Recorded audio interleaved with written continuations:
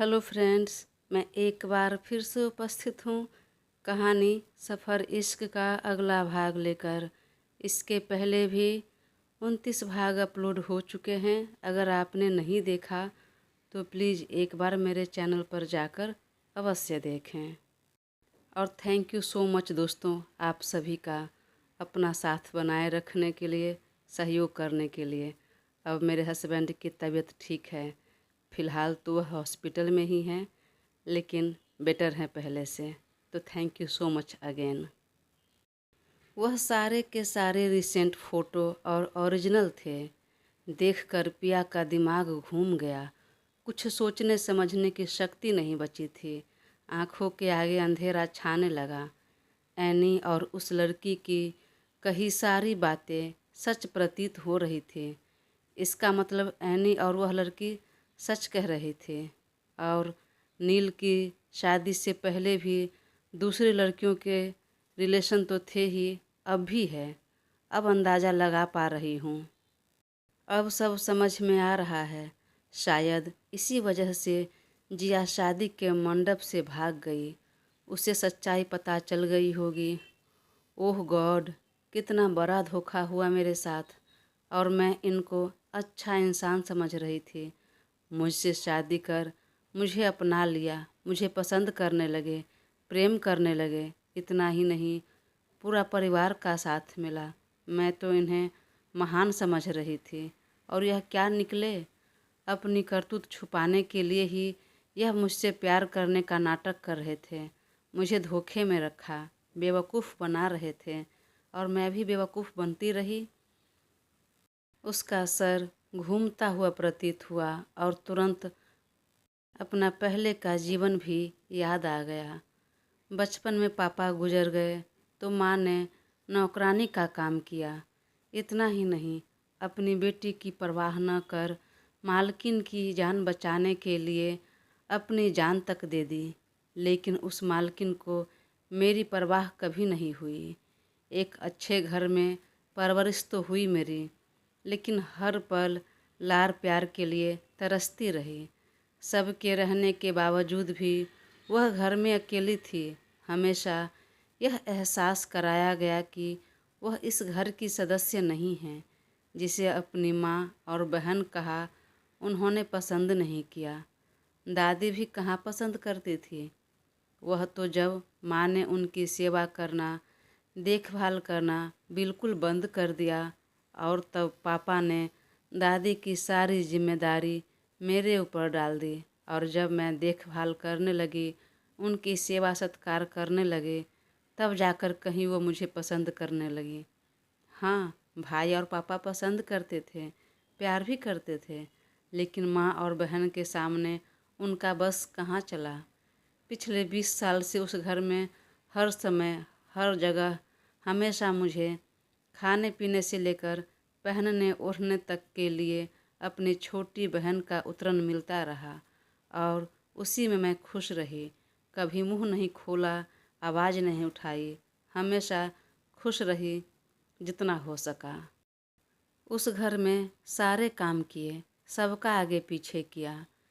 फिर भी सोच रही थी कि हो सकता है कहीं जीवन साथी अच्छा मिल जाए, फिर सारी कमी पूरी हो जाएगी सबके प्यार की। लेकिन भगवान को शायद यह भी कहाँ मंजूर था। जीवन साथी भी उसी का उतरन था, उसी का छोरा हुआ। पर फिर भी यहाँ भी मैं खुश थी। चलो, ये मुझसे प्रेम तो करते हैं, इज्जत रिस्पेक्ट तो देते हैं, भरा पूरा परिवार तो है जो मुझे लार प्यार करते हैं। जिसके लिए मैं मायके में तरसती रही, मायके में नहीं मिला, यहाँ तो मिल रहा है। वहाँ छोटी बहन थी तो यहाँ जेठानी बड़ी बहन के तौर पर मेरी फूटी किस्मत। यह सारे रिश्ते नाते भी खोखले निकले। मेरे साथ इतना बड़ा धोखा हो रहा था, मैं कैसे समझ नहीं पाई। भले ही हमारे बीच पति पत्नी का संबंध नहीं है, लेकिन वह ऐसा कैसे कर सकते हैं। मेरे रहते हुए भी किसी और लड़की के साथ रिश्ता, किसी और को अपने होटल के कमरे में बुलाना। छी, घिन आ रही है यह सब सोचकर भी। यकीन नहीं होता कि इतने बड़े परिवार और ख़ानदान का बेटा ऐसा कैरेक्टरलेस होगा। नहीं, अब मैं भी इस रिश्ते में नहीं रह सकती। पर अब मेरा क्या होगा? मैं कहाँ जाऊँगी? क्या करूँगी? अब तो मायके में भी रहना मुश्किल हो जाएगा। माँ तो मेरा जीना हराम कर देगी। मन में यही सब सोचते हुए वह वहीं लुढ़क गई और नर्वस सी हो गई। वहीं नील सत्येंद्र जी से बात कर फ़ोन रखा और चेंज कर कमरे में आया तो पिया को इस तरह बिस्तर पर निढाल देखा तो थोड़ा चौंक गया। पहले तो वह समझ नहीं पाया, लगा कि जानबूझकर सोने का नाटक कर रही है। तो वह हौले से मुस्कुराया और मन ही मन कहा, आज कितना भी बहाना कर लो जान, आज आप बचने वाली नहीं हैं मुझसे।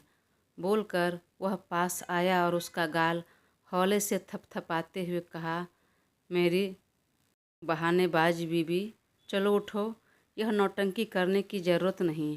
अभी अभी तो आप एकदम फ्रेश लग रही थी। यह 5 मिनट में आपको इतनी नींद लग गई कि इतनी गहरी नींद में सो गई। चलिए उठिए। लेकिन जब कोई सुगुगाहट नहीं हुई तो वह ज़रा चौंक गया। फिर देखा कि उसका दांत बैठ चुका था। वह बेहद घबरा गया। पिया, पिया, क्या हुआ मेरा बच्चा? वो मेरी जान, मेरी सोना, उठ जाओ, आंखें खोलो अपनी। क्या हुआ? क्या हो गया तुम्हें? अचानक बेहोश कैसे हो गई? तभी उसकी नज़र फोटो पर नहीं गई थी। वह तुरंत बेड से उतरा और वहाँ रखे जग से पानी निकाला गिलास में, फिर उसके चेहरे पर छींटा मारा और उसकी नाक मुंह दबाया। तब उसकी आँख खुली और उसके दोनों आँखों के कोर से आंसू बह निकले। वह उसका सिर अपने गोद में रखा। क्या हुआ मेरा बच्चा? आप ज़्यादा थक गई क्या? हाँ, हो सकता है, क्योंकि आप लंबी ट्रैवलिंग करके आई थी और ज़्यादा आराम भी नहीं कर पाई। फिर मैंने पार्टी रख दी। शायद यह पिछले 3 दिनों से हेक्टिक भरा दिन रहा, इसलिए ऐसा हो गया। बच्चा, कैसा फील कर रहे हो आप? रुको, अभी मैं डॉक्टर को कॉल करता हूँ। तभी याद आया कि उसका फ़ोन तो शायद बालकनी में सोफे पर रह गया। फिर वह पिया का फ़ोन लेने के लिए मुड़ा कि तभी उसकी नज़र वहाँ बिखरे हुए फ़ोटो पर गई। यह कैसी तस्वीर यहाँ रखी हुई है? मन में बोलकर वह फटाफट सब फ़ोटो उलट पुलट कर देखा और फ़ोटो देखते ही उसका जी सन्न रह गया, माथा ठनका। उसे समझते देर नहीं लगी कि पिया की ऐसी हालत क्यों हुई।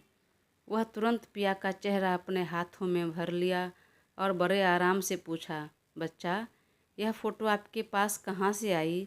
किसने दिया? पिया ने कुछ जवाब नहीं दिया, बस मुंह फेर लिया। उसके आँख से अब भी आंसू बह रहे थे। उसने कुछ जवाब नहीं दिया और चुपचाप उसके गोद से अपना सिर हटाकर वहीं बेड पर ही अपना सिर रखकर लेट गई। वह गुमसुम थी, चुपचाप, सवाल भी नहीं करना चाहती थी। आखिर जिन हालातों में उसकी शादी हुई थी, उस वजह से तो वह सवाल करने का भी हक नहीं रखती थी। और रही बात नील के बातों का जवाब देने का, तो वह इतना टूट चुकी थी कि अब कोई जवाब नहीं देना चाह रही थी। जब उसने कुछ नहीं जवाब दिया तो नील ने बाँह पकड़कर उसे बिठाया और बेहद आराम से कहा, आपका जो भी गुस्सा है, नाराज़गी है, सब जायज़ है और मैं गुस्सा करने से आपको रोकूंगा भी नहीं। और आपकी सारी नाराज़गी मुझ पर उतार लेना, जैसे चाहे वैसे, सुनाकर चाहे तो मारकर भी, मैं कुछ नहीं बोलूँगा। लेकिन प्लीज़ अपने मन में कुछ भी सवाल या शिकायत रखने से पहले आप पूरी तरह मेरी बात सुन लीजिए और बस मेरी एक सवाल का जवाब दे दीजिए। आपको यह फ़ोटो कहाँ से मिले? किसने दिए? पिया ने कुछ जवाब नहीं दिया, यहाँ तक कि नज़र उठाकर उसकी तरफ देखा तक नहीं। यूँ तो पिया वैसे स्वभाव की नहीं थी कि किसी से नफ़रत करे, लेकिन फिर भी नील के प्रति जो उसका प्यार था, चाहत थी, वह नहीं महसूस कर रही थी। सामान्य तौर पर भी अगर कोई लड़की जो कि वह पूरी तरह प्योर हो, अपने जीवन साथी के प्रति वफादार हो, समर्पित हो, अपने पूरे जीवन की सब कुछ, सारी उम्मीदें पति से लगा कर रखी हो और वह किसी और से संबंध रखे, तब उसे बर्दाश्त करना मुश्किल होता है। जब उसने नज़र भी नहीं उठाया। तब नील और ज़्यादा परेशान हो गया। पिया, एक बार मेरी तरफ देखो और मेरी बातों का जवाब दो, और मैं चाहता हूँ कि तुम भी मुझसे सवाल करो, जो चाहो पूछो, मैं बहुत ईमानदारी से जवाब दूंगा। लेकिन इस तरह चुपचाप मत रहो, इस तरह तो हमारे बीच और गलत फहमियाँ बढ़ती जाएगी। तब पिया ने सिर उठाकर देखा। क्यों बता दूँ किसने दिया? लेकिन आपको क्यों बुरा लग रहा है? इसलिए कि आपकी पोल खुल गई, मुझे आपकी सच्चाई पता चल गई इसलिए? और आप परेशान मत होइए। ना तो मैं नाराज़ हूँ, ना कोई शिकायत है, और ना ही मेरे मन में कोई सवाल है। मैं कुछ नहीं पूछना चाहती आपसे। अब बस मैं यहाँ से जाना चाहती हूँ, और शायद इस रिश्ते से भी। सुनते ही नील का कलेजा धक से रह गया। वह ना में सिर हिलाने लगा।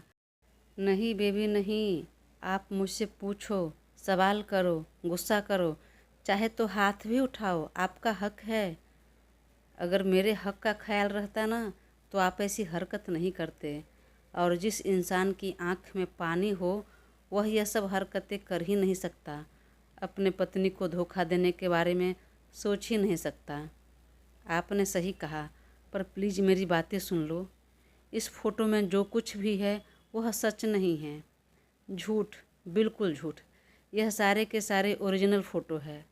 हाँ, फ़ोटो ओरिजिनल है। तो फिर आपने कैसे कहा कि सच नहीं है? हाँ सच है, लेकिन मेरी बात सुनो। यह फ़ोटो देख रही हो आप, इसमें जो भी है यह सच नहीं है। पिया और ज़्यादा चिढ़ गई। अरे आप क्या कह रहे हैं? हर सेकंड में बात बदल रहे हैं। कभी कह रहे हैं सच है, कभी कह रहे हैं झूठ है। नील इतना घबरा चुका था कि वह समझ नहीं पा रहा था, अपनी बात कह नहीं पा रहा था। वह अपना सर पीट लिया और उसका कंधा थामते हुए कहा, यह फ़ोटो सच है, पर शादी से पहले के हैं। प्लीज़ चुप हो जाइए। मुझे कुछ नहीं समझना, कुछ नहीं जानना।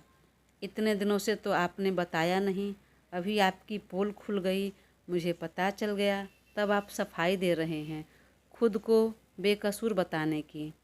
उसकी आँख से झरझर आंसू बह रहे थे। सुनो, मैं तुमसे कुछ नहीं छुपाना चाह रहा था। मैं आज खुद तुम्हें सब कुछ बताने वाला था, और रास्ते में मैं यही सोच रहा था कि अपने जीवन की शुरुआत करने से पहले मेरी जो सच्चाई है उससे तुम्हें अवगत करा दूं, सब बता दूं। इसलिए प्लीज़ रोना बंद करो और आराम से मेरी पूरी बात सुनो।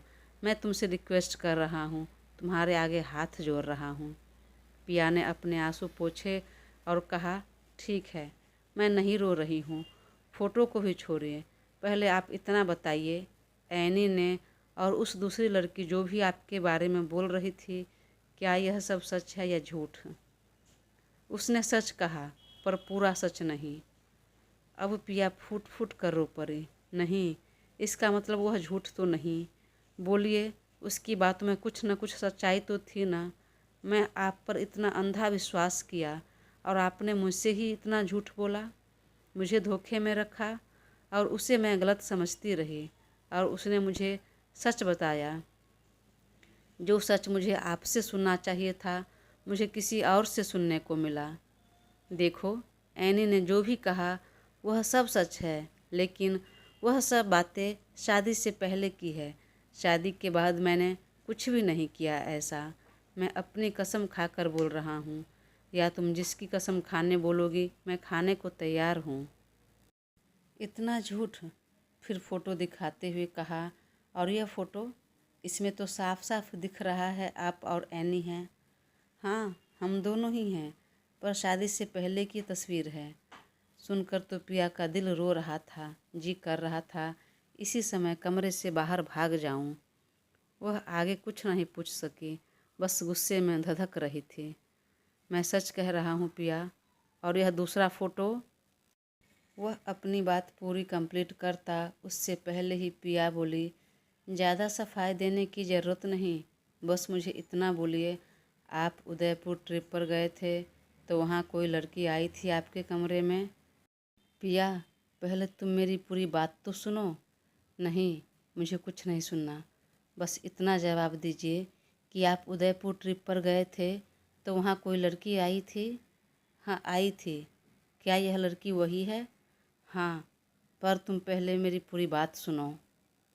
इसका मतलब वो लड़की झूठ नहीं बोल रही थी। बेवजह मैंने उसे थप्पड़ मार दिया। मुझे उससे माफ़ी मांगनी होगी और यहाँ से मुझे निकलना होगा। जो इंसान घर में पत्नी के रहते हुए भी ऐसी हरकत कर सकता है तो आगे नहीं करेगा। अब किसने देखा है? नहीं, मुझे नहीं रहना है। जब मेरी कोई वैल्यू ही नहीं है, आपको अपनी हरकतें छोड़नी ही नहीं है, तो रिश्ते में रहना मतलब अपना इंसल्ट करवाना। और वह बेड से उतर गई, अपना बैग लेने लगी, लेकिन नील ने तुरंत कलाई पकड़ ली। नहीं पिया नहीं, प्लीज़ मेरी बात सुनो। पूरी बात तुम्हें नहीं पता, सच्चाई नहीं पता है। सुन लो, फिर उसके बाद कोई निर्णय लेना। मैं तुम्हें इस तरह नहीं जाने दूंगा। बोलकर उसने पिया का बैग ले लिया और देने से मना कर दिया। तो पिया ने बैग छोड़ उसका हाथ झटका और दरवाजे की तरफ जाने लगी। लेकिन जब तक वह दरवाजे के पास जाती, उससे पहले ही फुर्ती से बेड से उतरा नील और दरवाजे से लगकर खड़ा हो गया। प्लीज़ पिया, तुम्हें मेरी कसम, पूरी बात सुनो और थोड़ा विश्वास करो। अरे मैं तुमसे प्यार करता हूँ, सच्चा प्यार। और यकीन करो, पहली बार मुझे प्यार शब्द का मतलब समझा। वह फीलिंग आई और यह कितना खूबसूरत एहसास होता है, पहली बार पता चला। वह भी तुम्हारे साथ। मैं सच कह रहा हूँ, थोड़ा सा विश्वास करो। प्यार तो मैं भी आपसे बहुत करती हूँ और यकीन कीजिए आप मेरा पहला प्यार हैं। पर उसका क्या सिला मिला मुझे? अब आप किसी की भी कसम दे दो, मैं नहीं मानूंगी। और विश्वास करना तो बहुत दूर की बात है। और आप प्यार की बात कह रहे हैं? अगर वाकई मुझसे प्यार करते रहते तो यह सब छुपाते नहीं। जो बातें मुझे किसी और से पता चली वह आपने बता दिया होता तो शायद मुझे इतना दुख नहीं होता और मैं विश्वास भी कर लेती। खुशी खुशी इस रिश्ते को और आपको स्वीकार कर लेती। पर अब नहीं। मैं अपने स्वाभिमान को इतना नीचे नहीं गिरा सकती कि सब कुछ जानते हुए भी मैं इस झूठ के रिश्ते को स्वीकार करूं और इसमें रहूं। ठीक है, मुझ पर यकीन मत करो। मैंने तुम्हें धोखा दिया, पर मेरे पूरे परिवार ने तो तुम्हें धोखा नहीं दिया। मेरे मम्मी पापा, भाई भाभी, मेरी बहन ने कभी भी तुम्हें प्यार मान सम्मान दिया हो तो उसकी कसम। प्लीज़ तुम मेरी बात सुनो, फिर जो करना हो कर लेना। फिर तुम्हारा जो डिसीजन होगा, मैं एक बार नहीं बोलूँगा। नील घुटनों पर आ चुका था, उसकी आंखों से आंसू बह रहे थे और उसने अपने दोनों हाथ जोड़ लिए। पिया को उसकी बातों में सच्चाई लग रही थी, आंखों में भी सच्चाई साफ दिख रही थी, लेकिन जिस तरह उसके सामने सच्चाई आई थी उससे वो बेहद नाराज़ थी और कोई भी बात सुनने को तैयार नहीं थी। लेकिन जब पूरे परिवार की कसम दे डाली तब वह सुनने के लिए राज़ी हो गई। और फिर कोई भी पत्नी भले ही अपने पति से कितना भी नाराज़ हो, वह हाथ जोड़कर रो रहे हो तो कहाँ बर्दाश्त कर पाती है। उसने तुरंत उसकी कलाई पकड़ उठाया। चलिए उठिए, रोना बंद कीजिए और जो बोलना है बोलिए, मैं सुनने को तैयार हूँ। थैंक यू सो मच मेरी जान, माय लव। चुप, बिल्कुल चुप। यह जान, लव, यह सब बोलने की ज़रूरत नहीं। मैं सिर्फ इसलिए आपकी बात सुनने को तैयार हूँ क्योंकि आपने पूरे परिवार की कसम दी है और मुझे उस परिवार से कोई शिकायत नहीं है। वाकई उस परिवार ने मुझे बहुत प्यार और इज्जत मान सब दिया है। सुनकर नील को बहुत राहत मिली, सुकून मिला। वह तुरंत पिया को हग करने लगा, लेकिन वह झटके में पीछे हट गई। तो अब उसने पिया का हाथ पकड़ बेड पर लाने लगा तो पिया अपना हाथ पीछे करते हुए बोली, खबरदार, मुझे छूने की या किसी भी तरीके से मेरे पास आने की कोशिश मत कीजिएगा। मैं बस आपकी बात सुन रही हूँ और सुनकर आप पर यकीन कर लूँ, इस उम्मीद या भरोसे में मत रहिएगा। ठीक है, मैं नहीं टच करूँगा, पर प्लीज़ आप यहाँ बैठिए और मेरी बातें सुन लीजिए। पिया वापस बेड पर बैठी और उससे थोड़ा दूर हटकर नील बैठा अपनी सारी सच्चाई बताने के लिए। वह बेचारा सब सच बोलेगा, लेकिन क्या पिया यकीन कर पाएगी। इधर कनाडा में जिया के व्यवहार से अखिल अब तक नाराज था। ज़्यादातर वह गुमसुम ही रहता था। वह ठीक तरीके से बात नहीं कर रहा था जिया से, बस ज़रूरत भर की बातें होती और कुछ नहीं। तो जिया को अब अपनी गलती का एहसास हुआ और अखिल से माफ़ी मांगने चली। अखिल, सॉरी, मुझे माफ़ कर दो। मुझे तुम्हें थप्पड़ नहीं मारना चाहिए था। अखिल ने उसकी तरफ देखा और सामान्य लहजे में कहा, मैं नाराज़ नहीं हूँ, तो माफ़ी मांगने की ज़रूरत नहीं। और वह रसोई में चला गया। पीछे से जिया भी आई और कहा, यूँ तो हम इंडिया जा ही रहे हैं, पर क्या एक बार अपने मोबाइल से नील को कॉल लगाओगे? उसकी बात सुनकर अखिल का कलेजा धक से रह गया। उसने तुरंत जिया की तरफ देखा। दोस्तों, कहानी आगे जारी रहेगी। प्लीज़ अपना साथ बनाए रखें और चैनल को सब्सक्राइब कर मुझे ज़रूर सपोर्ट करें। Thank you.